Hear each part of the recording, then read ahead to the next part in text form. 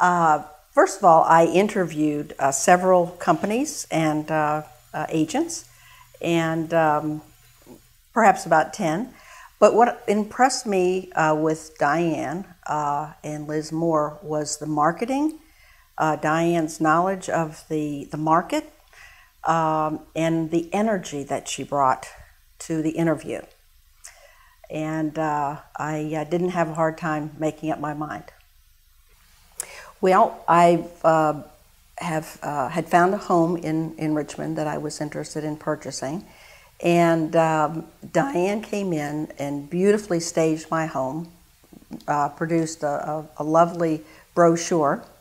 I actually went to Richmond one weekend, came back. Diane had the photographer there. The house looked so wonderful, I really didn't want to list it.